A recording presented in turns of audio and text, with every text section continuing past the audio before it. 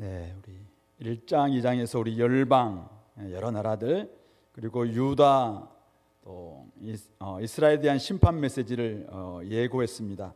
그리고 이제 오늘 본격적으로 오늘 3장부터 북이스라엘에 대한 심판의 메시지를 전하시는데요. 3장 1절에도 이 말씀을 들으라, 이스라엘 자손들아 여호와께서 너희에 대하여 이르시는 이 말씀을 들으라, 이렇게 이야기하고 있고, 4장 1절도 보시면은 사마리아 산에 있는 바산의 암소들아 이 말을 들으라. 또 5장 1절도 보시면은 이스라엘 족속아 내가 너희에게 대하여 애가로 지은 이 말을 들으라, 이 말을 들으라. 이렇게 해서 3장, 4장, 5장 계속해서 심판의 메시지를 지금 전하고 있는 것을 볼 수가 있습니다. 오늘 특별히 오늘 3장에서는 선택받았던 이스라엘이, 애굽에서 구원받았던 이스라엘이 어떻게 지금 심판받는 백성이 될 수밖에 없었는가, 이런 부분들을 좀 다루고 있습니다. 그러면서 우리 1절부터 8절에서는 하나님의 메시지를 전하는 선지자가 지금 원래는 선택된 백성들에게 함께 동행해야 되는데도 불구하고 그들이 하나님과 동행하지 않으니까 결국은 남쪽의 유다의 목자였던 아모스 선지자에게 말씀 주심으로 말미암아 이들에게 메시지를 전하게 하고 있는 이 부분들을 1절부터 8절 다루고 있고, 9절부터 마지막 15절에서는 그들을 어떻게 심판하시는가, 사마리아에 임하는 그 심판의 내용을 말씀해 주시는데, 특별히 아스돗은 저 블레셋의 도시잖아요. 아스돗 궁궐들, 그리고 애굽의 궁궐들, 이들을 증인으로 이제 내세워서 이들에게 그 말 다 이야기하면서 내가 이런 상황인데 심판하지 않을 수 있겠는가, 그래서 너희들이 가서 전해라, 이런 형식으로 어쨌든 사마리아가 지금 얼마나 엄청난 죄악을 범하고 있는가, 그거에 대해서 하나님이 심판하신다, 이 이야기를 9절부터 15절에서 다루고 있습니다. 자, 먼저 한번 우리 1절부터 8절 말씀 보시면은 이스라엘 자손들아 너희에 대하여 이르시는 이 말을 들으라, 이 말씀을 들으라. 너희는 누군가? 애굽 땅에서 인도하여 올리신 모든 족속. 결국 하면 이스라엘 백성들을 지금 가르치고 있죠. 거기는 다양한 족속도 있었지만은 어쨌든 이스라엘을 지금 가르치고 있습니다. 내가 땅의 모든 족속 가운데 너희만을 알았다. 특별한 관계로 그들을 알았다, 이렇게 이야기합니다. 그래서 알았다는 말이 뭐예요? 지식적으로 안다는 말이 아니라 인격적으로 안다, 이런 개념입니다. 그들을 알아서 하나님의 자녀로 삼아주셨고, 특별히 선택된 민족으로 왕과 같은 제사장 나라로 그들을 삼아주셨다. 자, 그런데 내가 너희 모든 죄악을 너희에게 보응하리라. 그런 선택된 백성이 모든 죄악으로 말미암아 정말 너무나 하나님의 마음을 실망시키니까 하나님께서 이들에 대해서 보응하겠다, 지금 이 이야기를 들으라, 지금 이렇게 이야기하고 있습니다. 특별한 관계, 선택된 민족으로서 이스라엘에게 하나님께서 심판의 메시지를 전할 수밖에 없는 그 이유가 뭐냐? 선택된 백성이라면은, 특별한 관계에 있다면은 좀 더 달라야 되는데, 특별한 백성이 되었음에도 불구하고 모든 죄악을 행함으로 말미암아 지금 하나님의 마음을 너무 실망시키니까 그들에게 보응하겠다, 이겁니다. 특별한 관계를 맺으신 이유가 뭔가요?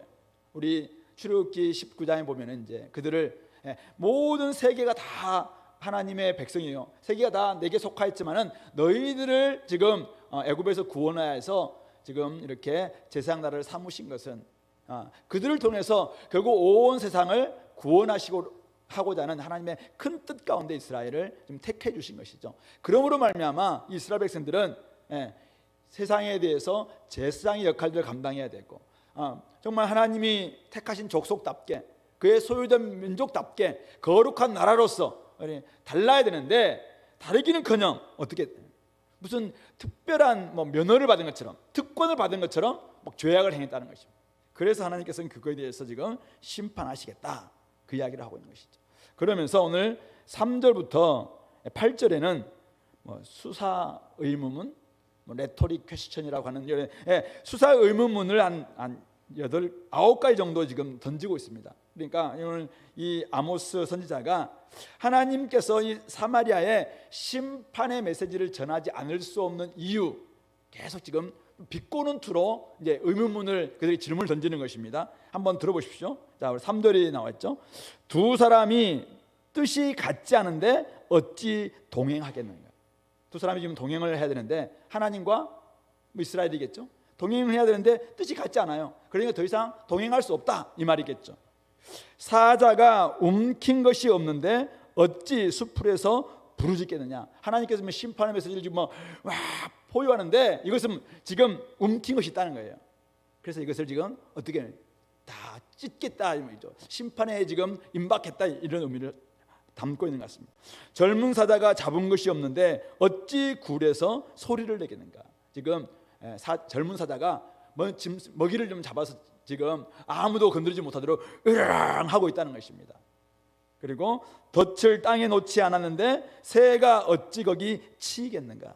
하나님께서 덫을 놔서 지금 새를 치도록 했다는 것이고, 잡힌 것이 없는데 덫이 어찌 땅에서 튀겠는가. 우리 쥐덫을 놓으면은 쥐가 딱 걸리면 이 덫이 탁 튀잖아요. 그런 것처럼 이미 하나님의 심판에 지금 임박했다 이런 의미를 좀 담고 있습니다. 성읍에서 나팔이 울리는데 백성이 어찌 두려워하지 아니하겠는가. 이미 하나님께서 심판의 나팔을 지금 불고 계시다 이 말입니다. 여호와의 행하심이 없는데 재앙이 어찌 성읍에 임하겠느냐. 결국 이 모든 재앙은 여호와께서 행하심으로 말미암아 비롯된 것이다 그렇게 이야기를 합니다. 그러면서 7절 주 여호와께서는 자기의 비밀을 그 종 선지자들에게 보이지 아니하시고는 결코 행하심이 없으리라. 이렇게 자신에게 하나님께서 이런 엄청난 비밀을 알려주셨다라는 것을 지금 언급하고는 다시 8절에서 두 가지의 수사 의문문을 더 던지죠. 사자가 부르짖은즉 누가 두려워하지 아니하겠느냐. 하나님께서 지금 자기가 아모스 선지자가 지금 메시지를 전하지만 이것은 하나님께서 전하시는 메시지다 이거죠. 그래서 이것은 두려울 수밖에 없다 이 이야기를 하고 있습니다. 그리고 주 여호와께서 말씀하신즉 누가 예언하지 아니하겠느냐. 내가 지금 이렇게 예언하는 것은 여호와께서 나에게 말씀하셨기 때문이다. 이렇게 지금 하면서 우리 3절부터 8절에서는 지속적으로 하나님께서 이 심판이 나에게 심판의 메시지를 보여주셨고 계시를 보여주셨고 그래서 내가 이 메시지를 전할 수밖에 없다 이 이야기를 하고 있는 것입니다. 여기에는 두 가지 의미가 있겠죠. 먼저는 특별한 백성, 특별한 관계를 맺었던 이스라엘이 더 이상 하나님과는 동행할 수 없는 관계가 된 것이죠. 무엇 때문에? 죄 때문이죠. 그래서 성읍에서 지금 심판의 나팔이 울릴 수밖에 없고 하나님의 재앙이 이제는 그들 가운데 임함으로 말미암아 사자가 부르짖고 젊은 사자가 포효하고 새가 덫에 걸리고 덫이 땅에서 튀고 이런 하나님의 심판의 어떤 징조와 같은 이런 일들이 계속해서 지금 일어날 것임을 그들에게 말씀하고 있습니다. 이스라엘의 특권, 어떤 특권입니까? 죄를 마음껏 지어도 된다는 특권이 아닙니다. 이스라엘 특권은 신실한 종으로서 신실한 하나님의 언약 백성으로서 좀 다르게 살고 온 땅을 깨우고 온 땅의 향을 향해서 정말 하나님은 살아계시고 하나님이 우리 아버지시고 하나님이 온 땅을 구원하신다. 그래서 우리가 이렇게 살아가는 걸 봐라. 하나님께서 우리를 복내려 주셔서 이렇게 사는 것 아니냐. 그래서 너희들도 이렇게 살아야 된다. 이것을 사실 전하는 나팔수와 같은 존재가 이스라엘이었는데 그런 특별한 관계를 맺었음에도 불구하고 이들은 어떻게 했다는 것이죠. 그냥 죄를 범하고 있는 거예요. 모든 죄악을 범하고 있으니까 하나님께서 지금 견딜 수가 없는 것입니다. 더 이상 동행할 수가 없어. 동행할 수 없어. 뜻이 다른데 어떻게 동행할 수가 있겠느냐. 하나님이 지금 이스라엘 향해서 정말 오래전부터 용납하고 용서하고 또다시 기다리면서 다시 한번 동행하기를 원하시는데 그 뜻을 깨닫지 못한 채 여전히 자꾸만 다른 뜻을 가지고 살아가니까 더 이상 동행할 수가 없는, 아무리 특별한 관계를 맺었어도 신실한 믿음이 없고 죄 가운데 살아간다면은 결코 하나님과 동행할 수 없다라는 것을 우리에게 지금 가르치고 있는 것입니다. 자, 그런 점에서 이곳에 계시는 분들, 그리고 이 메시지를 듣고 있는 우리 모든 성도님들, 지금 한 30명 이곳에 계시고 한 400몇 명은 지금 집에 계시니까 다 듣고 계신 줄 생각하고, 네, 여러분들, 네, 하나님과 여러분들은 특별한 관계를 맺었죠. 하나님이 여러분들을 나의 사랑하는 아들이다, 나의 딸이다 이렇게 삼아주셨기 때문에 우리는 다 하나님의 특별한 관계에 있습니다. 특별한 존재들입니다. 하나님은 우리를 향해서 정말 우리를 구원하시고는 견딜 수 없을 정도로 너무나 즐겁고 너무나 기뻐서 우리를 귀하게 여겨주셨습니다. 자, 그런데 지금 하나님과 동행하고 계신가요? 하나님과 동행하기에 딱 맞는 그런 스탠스를 가지고 여러분 살아가고 있습니까? 하나님 오늘 이스라엘 향해서 뭐라고 합니까?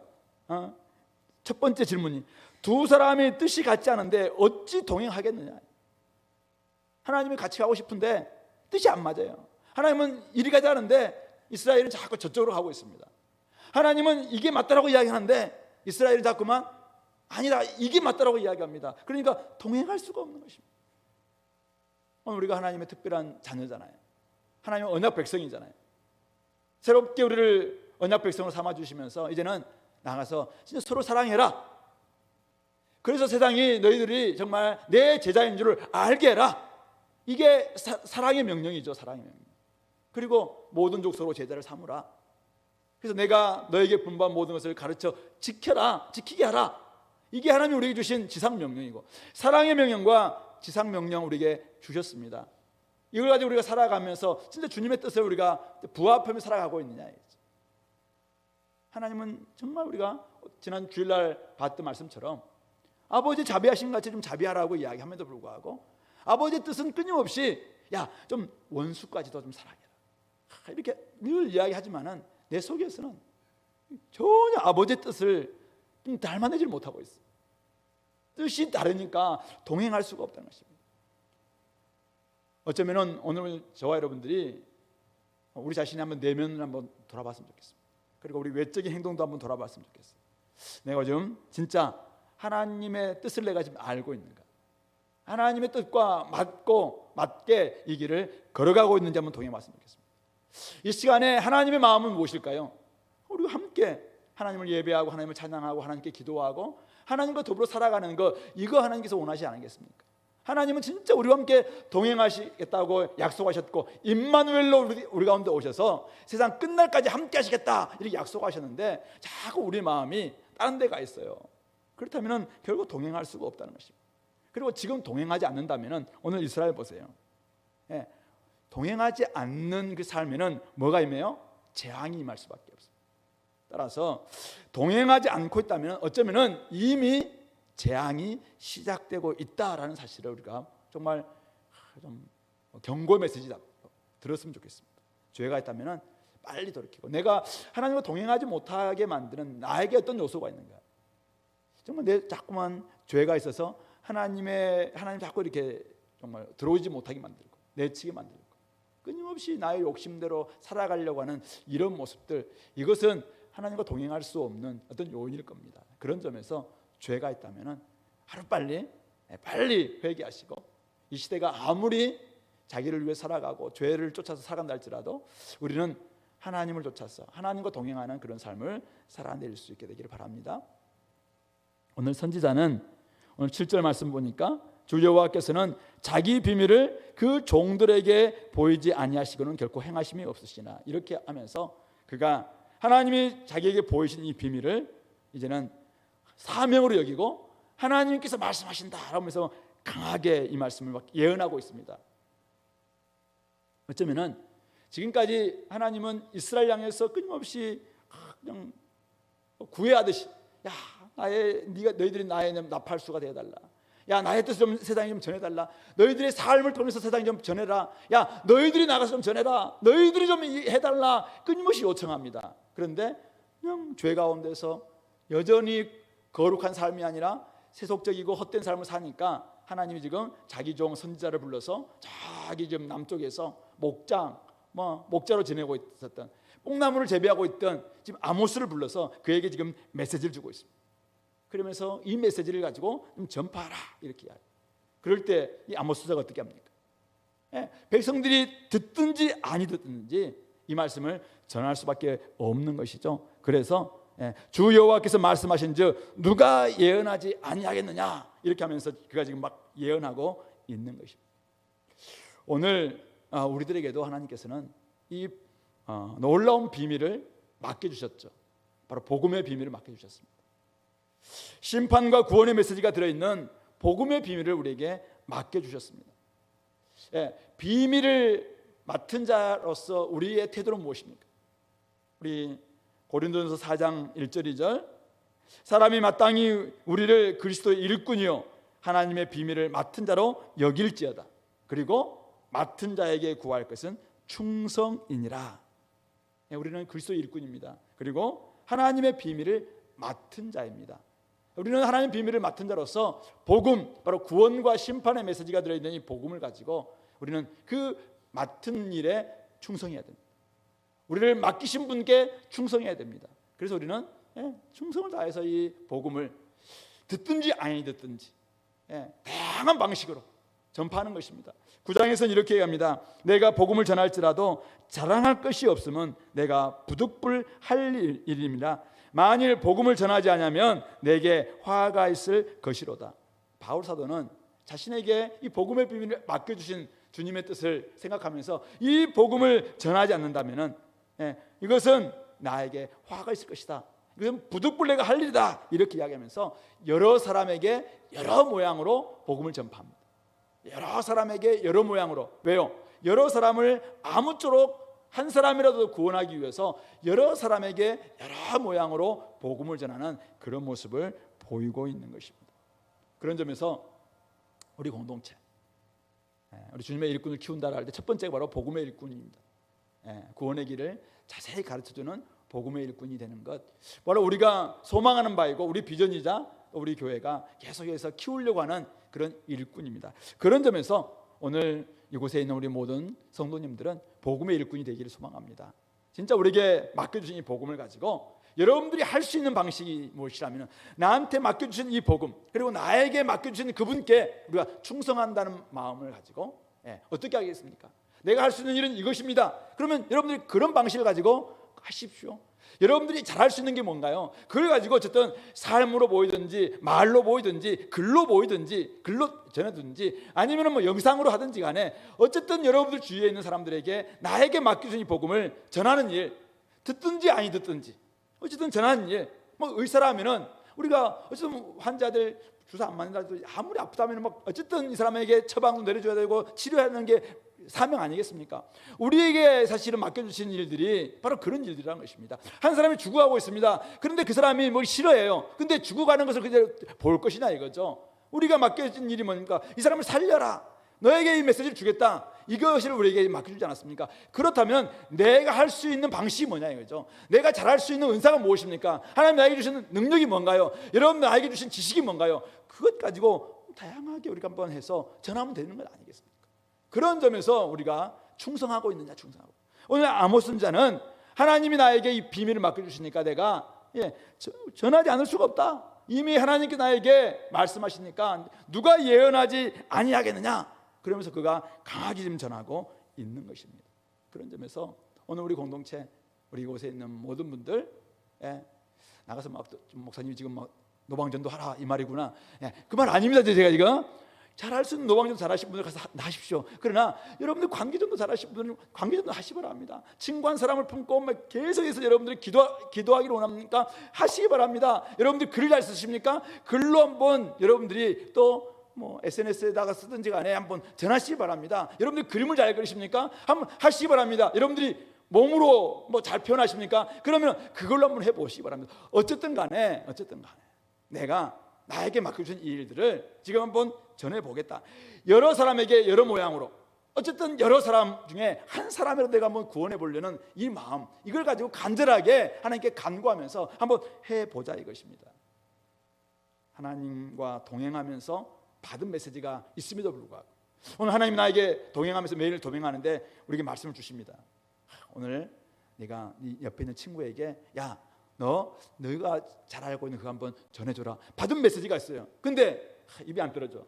계속 있으면 하나님이 또 뒤에서 야, 너한테 메시지 줬잖아. 그럼 어떻게 해야 돼요? 어쨌든 메시지를 줘야 되는 거 아니겠습니까? 그것이 사랑이든지 자비든지 아니면은 뭐 화해든지 아니면은 뭐 사탕이든지 뭐 하나님이 좀 뭐라고 한다면은 그것 좀 주는 것 이거 해보라 이거예요. 이게 지금 하나님과 동행하는 사람에게 지금 주시는 하나님의 뜻입니다. 근데 이스라엘 백성들은 죄 때문에 이것을 안 하니까 하나님이 더 이상 동행 못 하겠다는 거예요. 그래서 선지자에게 와서 그를 동행하면서 메시지를 줍니다. 그러니까 선지자는 지금 하고 있는 거잖아요. 오늘 우리에게 그동안 이스라엘이 아무리 시키도 안 하니까 새 이스라엘을 만들어 주셨습니다. 그래서 우리에게 하나님께서 지금 동행하면서 메시지를 주십니다. 동행하면서 우리에게 선물을 주십니다. 누구에게 선물이에요? 세상에게, 믿지 않는 사람들에게, 곧 죽어갈 사람들에게 선물 주는 거예요. 그게 뭐예요? 바로 구원의 메시지, 복음을 전하라는 것입니다. 이것이 복음이 모든 믿는 자들에게 구원을 주시는 하나님의 능력, 두나미스, 다이나마이트와 같아요. 그것이 능력으로 발휘할 거예요. 어떤 사람들에게는 그것이 미련하게 보입니다. 어떤 사람들에게는 그것이 걸림돌처럼 보입니다. 그러나 십자가 달리신 그리스도, 그것은 모든 사람들을 구원하는 하나님의 지혜이자 하나님의 능력인 줄로 믿습니다. 그렇기 때문에 우리 속에서 방식은 여러분들이 취하시기 바랍니다. 그러나 내가 충성하고 있는가, 메시지를 받은 종답게 내가 충성하고 있는가, 그 부분들은 스스로가 한번 주님 앞에서 돌아봐야 될 부분입니다. 나는 아무리 해도 입이 안 떨어진다. 그러면 손으로 하십시오. 가서 사랑을 베풀으시기 바랍니다. 사랑을 열심히 구제하시기 바랍니다. 여러분들이 아무리 내가 입이 안 떨어져요, 그러면 어떻게 눈이라도 좀 점점 뜨시고 귀를 번쩍 열어서 저 사람들이 뭘 지금 계속 우리에게 말하고 있는지도 잘 들어보시기 바랍니다. 그런 가운데서 진짜 용기를 가지고 한마디, 야, 네 그렇게 하면 죽어, 이 한마디 하고 도망쳐 나오든지, 어쨌든 우리가 전해야 되는 거 아니냐. 우리 아이가 지금 불구덩이 있는데 용기가 없어서 못 가요.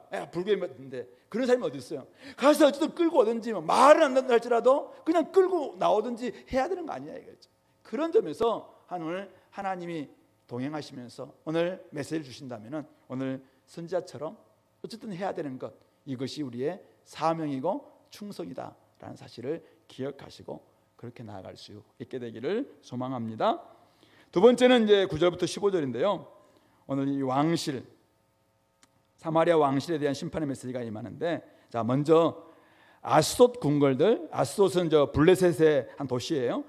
아스돗 궁궐들, 애굽 땅의 궁궐들에게 선포하여 이르기를, 너희는 사마리아 산들에 모여서 그 성 중에서 얼마나 큰 요란함과 학대함이 있나 보라 하라. 그러니까 증인으로 지금 초청하는 겁니다. 블레셋 사람들, 왕궁에 있는 사람들, 애굽 왕궁에 있는 사람들을 사마리아, 북이스라엘 수도잖아요. 수도 그 근처에 있는 산에 다 지금 초청을 합니다. 그리고는 사마리아 성에서 지금 어떤 일이 벌어지고 있는지를 한번 너희들이 증인이 되달라 이렇게 이야기합니다. 근데 그 일 안에는 어떤 일이 벌어집니까? 큰 요란함과 엄청난 혼란이 있어요. 그리고 학대함이 있습니다.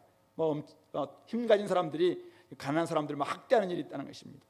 10절에서는 자기 궁궐에서 포악과 엄청난 폭력, 강압적인 폭력이 있고 겁탈이 있어서 겁탈을 쌓는 자들이 바른 일 행할 줄을 모르느니라. 이들이 진짜 해야 될 일은 잊어버리고 뭘 하고 있냐면은 요란함과 학대함과 포악과 겁탈을 일삼고 있는 이것을 너희들이 한번 증인이 되어달라, 그렇게 초청하고 있는 것입니다. 누가 초청됐어요? 이스라엘의 대적들이라고 할 수 있는 블레셋 사람들과 애굽 사람들이 초청받아서 증인하고 있습니다. 원래 하나님은 블레셋과 애굽을 심판하신 하나님이잖아요. 그런데 지금 이스라엘이 하는 짓이 자기들과 하는 일과 똑같다는 것을 지금 한번 증인을 대달라 이 말입니다. 그러면서 11절 보니까, 그러므로 주 여호와께서 이와 같이 말씀하시되 이 땅 사면에 대적이 있어 네 힘을 쇠하게 하며 내 궁궐을 약탈하리라. 하나님께서 동일하게 이 사마리아에도 다른 열방들을 향해서 그 궁궐들을 불사르고 또 힘을 쇠하게 만들었던 것처럼 지금 이 북이스라엘 향해서도 이러한 요란함과 학대함과 포악과 겁탈로 인해서 바른 일도 행할 줄 모르는 이런 백성들을 향해서 하나님께서 심판하시겠다, 그 메시지를 지금 전하고 있는 것이죠. 그러면서 그 심판의 내용이 12절에 나와 있습니다. 여호와께서 이와 같이 말씀하시되 목자가 사자 입에서 양의 두 다리나 귀 조각을 건져냄과 같이, 오늘 목자가 열심히 달려와서 사자 입에서 뭘 건져냈어요? 양의 2다리. 양의 몸은 어디 갔어요? 양의 머리는 어디 갔어요? 이미 잡혀 먹은 거예요. 지금 양의 2다리 그냥 남아있는, 그래서 목자가 와서 주인한테 와서 양 죽었어요, 이거 지금 이야기하기 위해서 증거물로 가져가기 위해서 지금 이거를 건져내는 거예요. 그리고 뭡니까? 또 귀 조각. 그냥 다른 것도 아니고 머리도 없고 귀만 남아요. 귀만. 이것만 가져가서 이제 양 잡혀 먹혔어요, 지금 이거 지금 이야기하는 거예요. 이것을 건져내, 이걸 구원이라고 이야기할 수 있나요?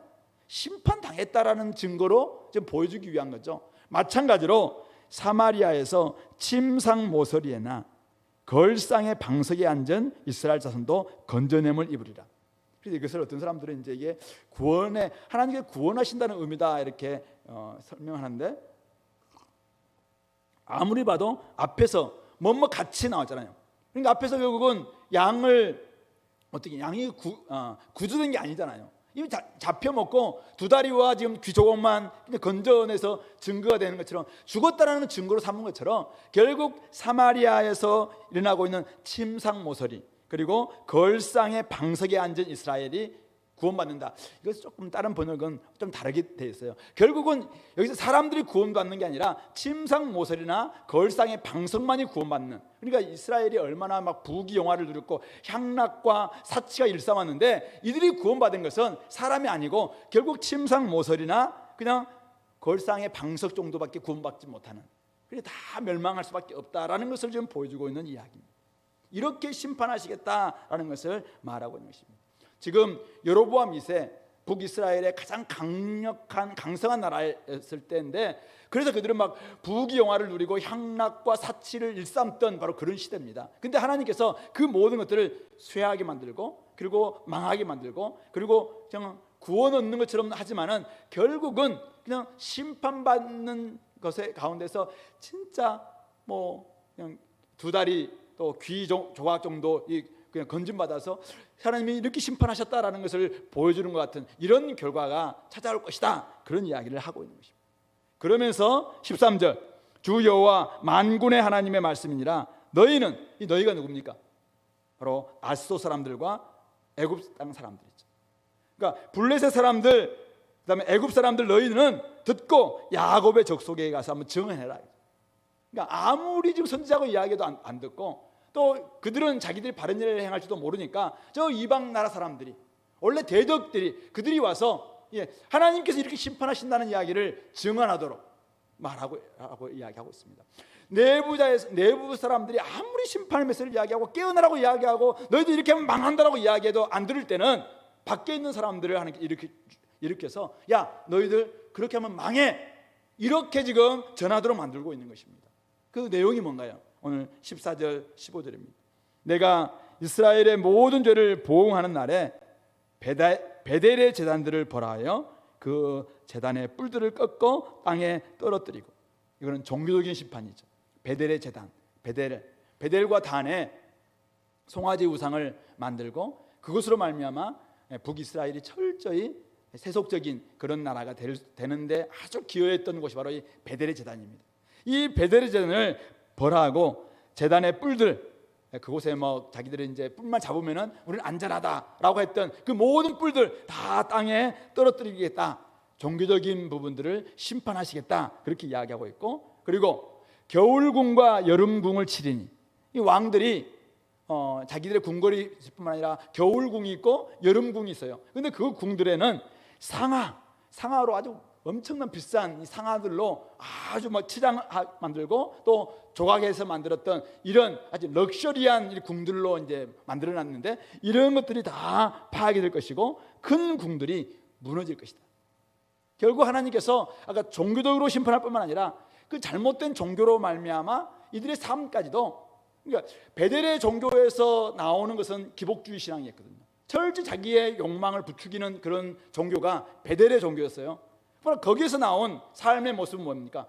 겨울궁과 여름궁, 상하궁, 큰 궁으로 지금 대별되고 있는 사치와 향락과 부와 그냥 이 땅에서의 럭셔리의 삶, 이것이었다는 것입니다. 근데 그 모든 것들을 하나님께서 다 무너뜨리겠다, 그 이야기를 지금 전할 것을 말씀하고 있는 것입니다. 결국 오늘 뒷부분에서 우리 9절부터 15절에서 하나님께서는 이스라엘의 모든 죄를 보응하는 날, 심판하는 날이 찾아온다. 지금 그것을 보여주고 있는 것이죠. 그것은 베델의 제단들을 벌하고 그 제단의 뿔들을 꺾는 종교적인 심판도 있을 뿐만 아니라 그 잘못된 종교로 말미암아 비롯되었던 잘못된 삶, 그냥 상하궁을 만들고 겨울궁과 여름궁을 만들고 그냥 곳곳에 가서 막 피서하면서 큰 궁에서 막 자기 만족에 빠져 있는 사치와 향락에 빠져 있었던 그들의 잘못된 신앙, 잘못된 삶의 모습들. 그러니까 바른 일을 행해야 되는데 바른 일을 하지 못하고 오직 그냥 자기가 좋아하는 그 일에만 빠져 있는 이 삶에 대해서 하나님께서 심판하시겠다, 그렇게 이야기하고 있는 것입니다. 세속 종교도 심판하고 세속적인 삶도 하나님께서 심판하시겠다, 그 이야기를 하고 있는 것입니다. 결국 9절부터 15절을 말씀 보시면은 큰 원리를 발견할 수 있는데, 종교가 타락하면 그 사회는 타락할 수밖에 없습니다. 교회가 무너지면은 그 사회는 무너질 수밖에 없습니다. 교회가 잘못된 이 세속적인 마음의 그 마음을, 욕망을 막 부추기는 그런 집단으로 전락하면은 세상은 온갖 사치와 향락과 그것에 물들은 아주 그냥 윤리도 없고 도덕도 없고 가치도 아주 전도되어 있는 이런 사회가 될 수밖에 없다라는 것입니다. 권력을 가진 이 왕들은 겨울궁과 여름궁을 소유하고 계절에 따라서 거주했던 궁들을 백향목으로 만들고 상하궁으로 아주 값비싼 수입제로 다 장식하고 그곳에서 그냥 자기들은 늘 연회를 베푸는 향락에 빠지는 이런 사람들이 될 수밖에 없다는 것이죠. 그런데 그것이 어디서 비롯되냐면은 이 베델의 종교로부터 나왔다는 것입니다. 베델의 종교의 이 종교인들이 그들에게 하나님의 심판의 메시지를 전한 것이 아니라 그들을 그냥 마사지해주는 메시지를 전한 것입니다. 그냥 너희들은 잘하고 있다, 너희들 계속 이렇게 많이 바쳐라, 송아지 우상에 바쳐라, 그러면 너희들이 마음껏 내가 축복해 주마. 이것이 베델의 종교가 꿈꾸었던, 추구했던 바인 것이죠. 그러니까 결국은 그들의 삶은 이렇게 북이스라엘, 하나님의 선택된 민족이었음에도 불구하고 바른 일을 행해야 될 민족임에도 불구하고 전혀 다른 삶이죠. 아주 세상적이고 세상적이고 아주 이 땅의 현실적인 그 문제에만 치중하는 이런 삶으로 전락하고 말았다는 것입니다. 사회의 윤리가 사라진 부의 축적은 부패의 밑거름이 됩니다. 그런데 어디에서 비롯되냐면 사회 윤리가 무너진 이 부의 축적은 결국은 윤리가 사라진 종교로부터 출발합니다. 종교가 하나님 메시지를 자꾸 타협하게 될 때 제대로 하나님 말씀을 심판과 잘못된 것에 대해서 이것은 이렇게 전하면 죽습니다, 그렇게 살면 여러분들 심판 받습니다, 이것들을 자꾸만 축소시키고 죄에 대해서 그냥 말하지 않고 그냥 사람들을 계속 괜찮아요 계속 마사지 해주는 거죠. 메시지가 아니라 마사지 해주는 순간 사실은 사회는 함께 부패할 수밖에 없어요. 종교도 타락하고 세상도 타락할 수밖에 없다는 것입니다. 이게 종교는 세상을 향한 안전장치 또는 제동장치와 같아요. 사람들은, 세상은 끊임없이 자기 욕망을 부추기는 그거에 있어서 끊임없이 막 이렇게 달려가기를 원합니다. 그럴 때 교회가 무슨 소리야? 야, 그 제동, 야, 지금 멈춰야 돼. 딱 제동장치가 필요하고 안전장치를 통해서 좀 그 길로 못 가도록 만들어줘야 되는데, 이게 지금 브레이크가 고장나 있는 벤츠처럼 그냥 막 질주하는, 이게 잘못된 종교가 되면은 그렇게 될 가능성이 많다는 사실입니다. 현세적이고 이기적인 정말 그런 마음들, 이런 마음들을 계속 부추겨주는 이런 종교, 이런 권력, 이것이 딱 같이 딱 이렇게 한 통속이 되는 순간 하나님의 자리도 그들이 차지하게 됩니다. 정말 하나님의 자리를 차지하면서 하나님의 뜻보다는 자신들이 서로에게 막 이렇게 도와주는 그것에 의해서 함께 이 땅에서는 많은 걸 누리죠. 그러나 결국은 다 함께 죽는 다. 그래서 알아야 될 것이 뭐냐면은, 하나님께서 심판하신다면은 결국은 오늘 여기서 말하고 있는 거짓된 종교, 거짓된 만족, 거짓된 안전, 거짓된 권력 다 무너질 수밖에 없다는 것입니다.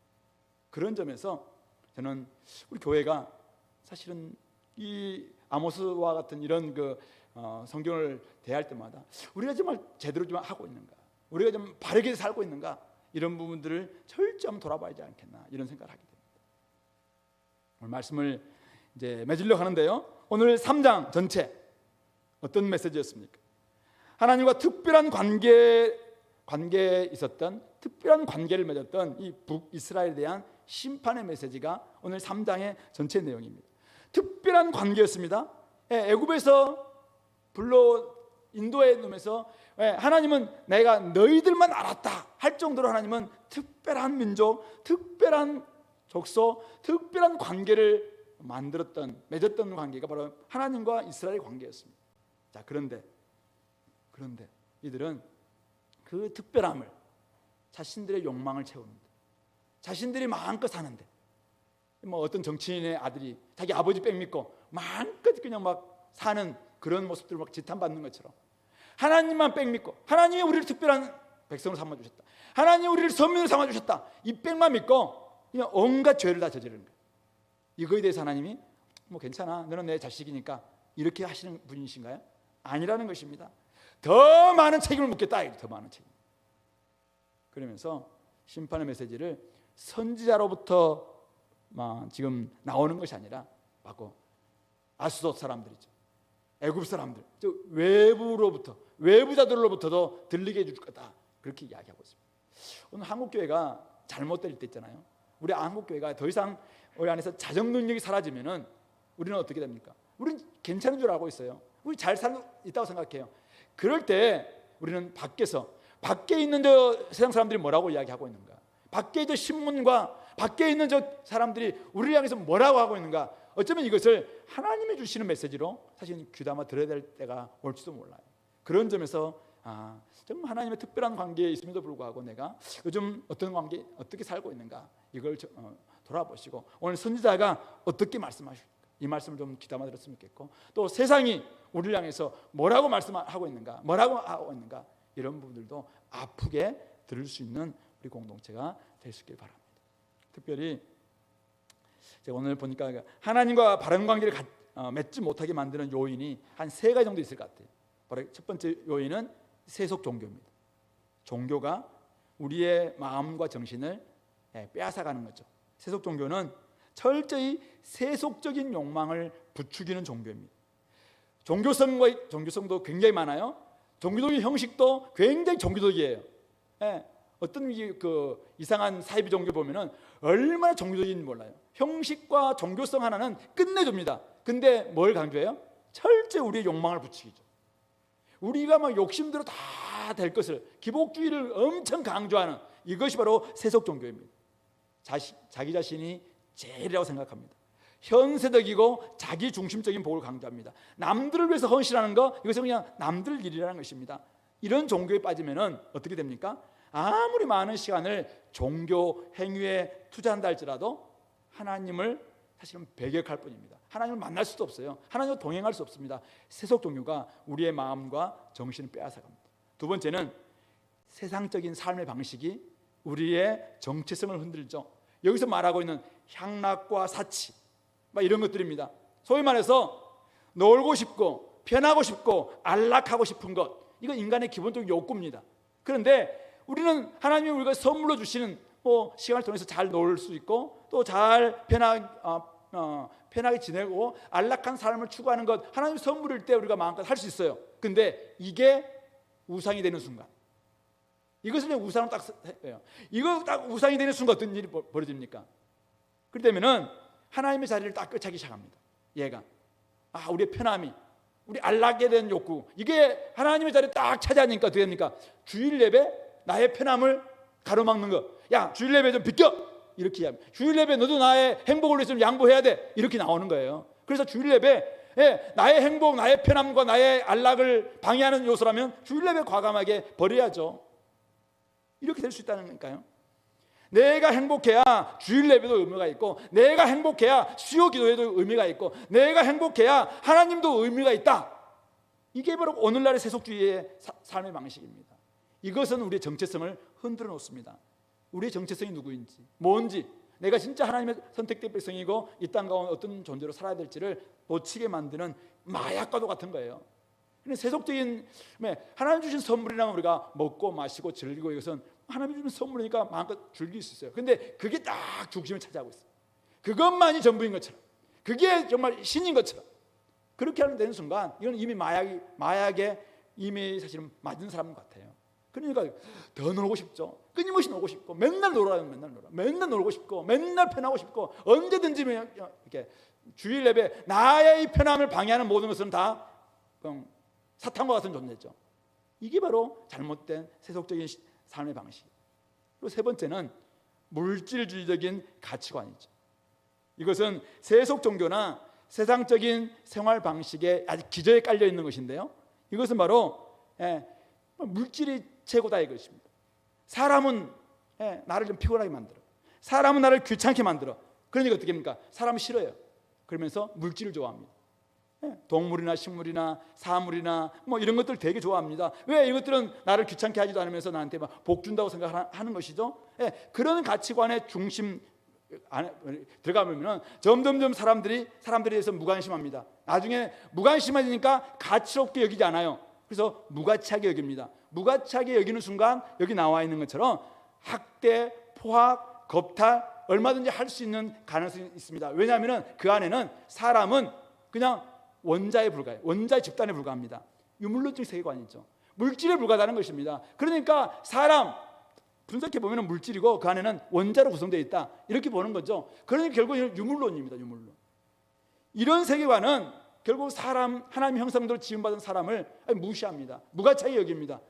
물질은 최고입니다, 이렇게 생각하는 것이죠. 그러니까 사람들을 그냥 오늘처럼 교사임에도 불구하고 그냥 자기에게 좀 어떻게 했다고 그냥 막대하기도 하면서 그렇게 붙기도 하고, 또 뭐 다른 군인을 향해서 뭐 이렇게 하기도 하고, 온갖 이런 것들이 사람을 하나님의 형상으로 존엄한 존재로 여기지 않는, 물질보다 못한 존재, 돈보다 못한 존재, 이 땅에서의 진짜 어떤 자기의 어떤 것보다 못한 존재가 되어버리는, 이것이야말로 이 물질주의적 세계관이 결국은 모든 세속 종교와 세속적인 생활 방식의 기저에 깔려 있는 이 정신이죠. 이 가치관이고 세계관입니다.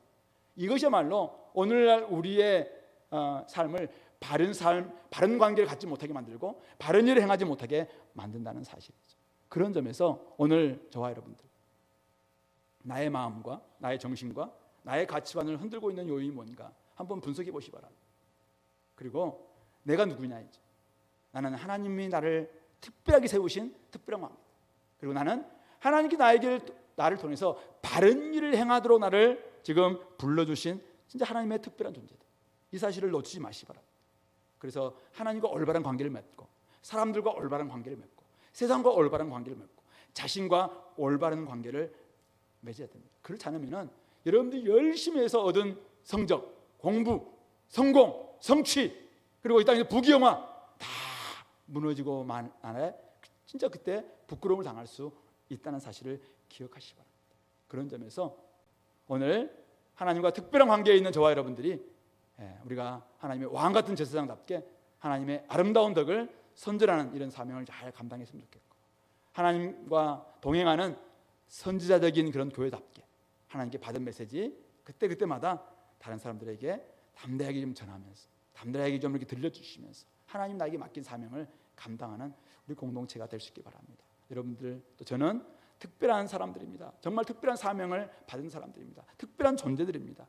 우리는 거룩한 길을 걸어가야 될 하나님의 성도입니다. 그런 점에서 우리를 아무렇게 여기지 마시고, 세상을 아무렇게 보지 마시고, 바른 관점을 가지고 바른 관계를 유지하시고 바른 일을 행할 수 있는 그런 우리 공동체 될 수 있기 바랍니다.